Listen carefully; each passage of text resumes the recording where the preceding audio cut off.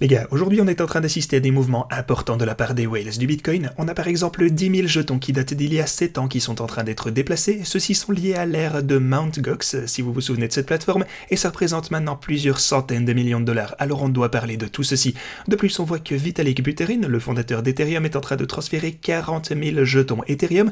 On a aussi notre whale préféré qui fait quelque chose de super intéressant ici. Il faut donc que je vous parle de ce que fait actuellement cette grosse whale du Bitcoin, l'individu le plus riche en Bitcoin qui existe. On a beaucoup de choses dont discuter aujourd'hui. Je vais bien sûr vous mettre à jour sur le marché ainsi que sur mes bots de trading, alors restez dans le coin pour tout savoir. Bienvenue à tous, je m'appelle Maxime et je vous apporte chaque jour des nouvelles vidéos en français sur les crypto-monnaies en vous apprenant comment vous faire de l'argent sur ce marché. Si vous êtes nouveau sur cette chaîne, alors soyez sûr de vous abonner et d'activer la cloche dès maintenant. Ok, ceci étant dit, on peut passer directement dans le vif du sujet. Et depuis que j'ai fait ma vidéo de mise à jour, ma stratégie en fait de comment je comptais aborder le futur, eh bien peu de choses ont réellement changé.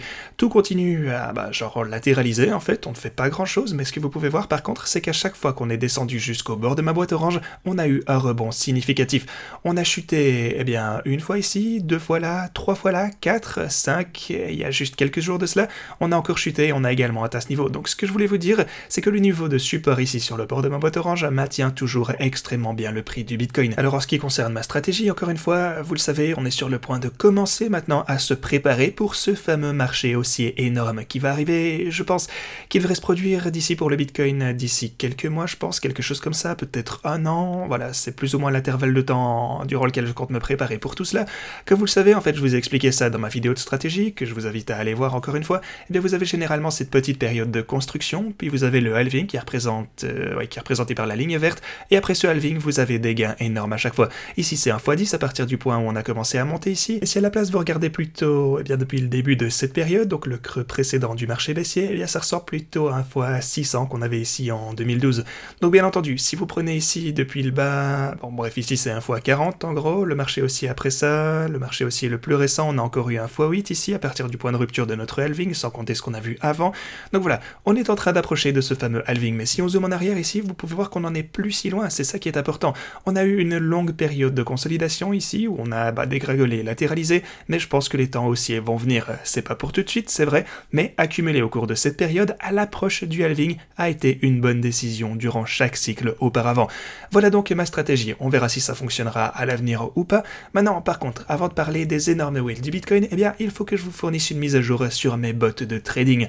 Comme vous le savez, j'ai mis en place ces bots ici sur OKEx, je sais que vous aimez qu'on en parle, l'un d'entre eux est en hausse de 2% et l'autre n'a augmenté que de 0,7, c'est pas top, mais au moins, ils ne sont pas en baisse, ok? Ils perdent pas d'argent, ils sont toujours en hausse d'environ 2%, ce qui n'est pas une mauvaise chose. En fait, la fourchette de prix que j'avais déterminée ici était celle de 15 700.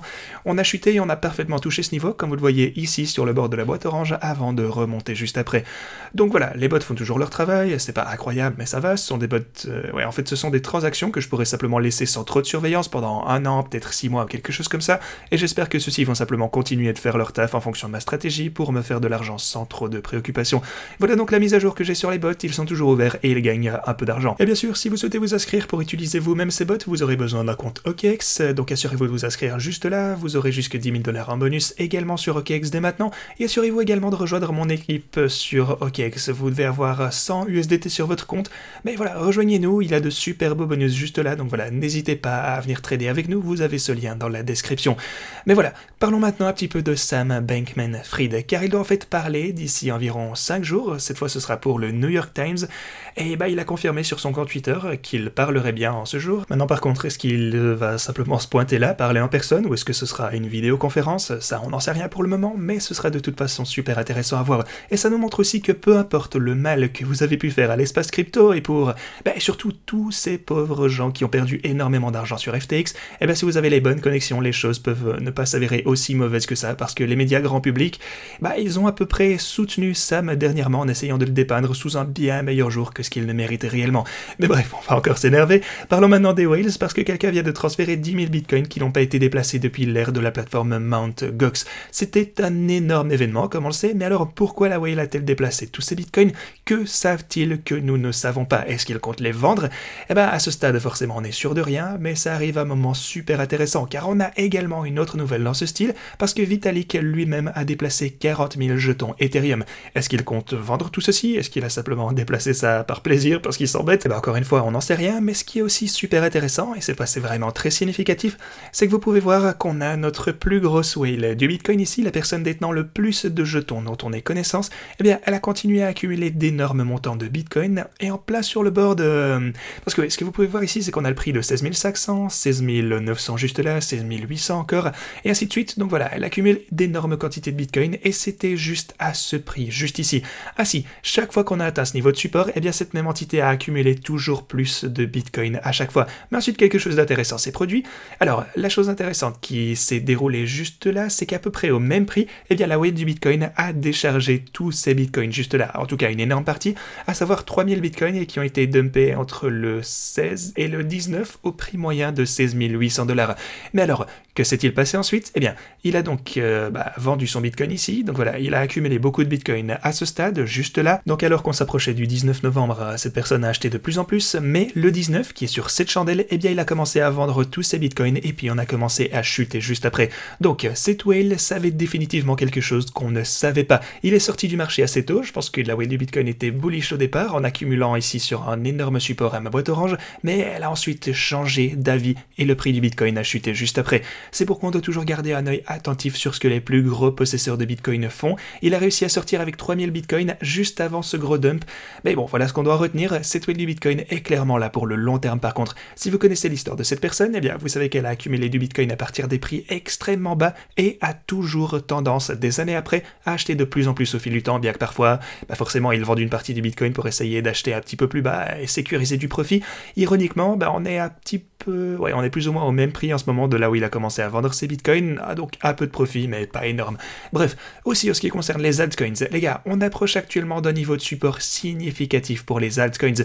On pourrait encore descendre beaucoup plus bas ici, c'est sûr, mais lorsque vous descendez dans la fourchette inférieure ici, disons vers les niveaux de 16, peut-être 15 sur l'indice des altcoins, eh bien c'est généralement un très bon point pour recommencer à acheter les autres jetons disponibles sur le marché. Donc voilà, je vous tiendrai au courant si et quand on descend vers ces niveaux, et forcément on vous laissera savoir tout ceci, assurez-vous donc de vous abonner et d'activer la cloche au plus vite. À part ça, ma stratégie est toujours la même, on a d'autres déclarations des responsables de la Fed d'ailleurs qui nous disent qu'ils s'attendent à ce que les hausses de taux commencent à ralentir assez bientôt. Alors voilà une bonne nouvelle ici qu'ils ont annoncé sur le Minutes Show, c'est tout à fait conforme encore une fois avec ma stratégie. Aussi on a des nouvelles de l'inflation juste là, elle commence elle aussi à revenir un petit peu sous contrôle, c'est cool, on entend donc que les hausses de taux risquent de ralentir un peu, et tout ceci c'est la recette parfaite pour qu'on puisse venir former le fond de notre chute assez bientôt.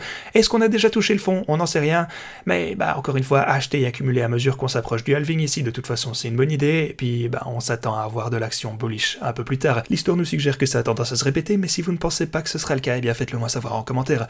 Ok les gars, c'est tout ce que j'avais pour vous, Chris est toujours à la Coupe du Monde, donc on s'excuse pour les horaires un petit peu irréguliers, ou même d'avoir complètement zappé les vidéos des quelques derniers jours, mais de toute façon on fait de notre mieux pour vous tenir au courant si quelque chose d'important survient, donc merci beaucoup d'avoir regardé, et à la prochaine.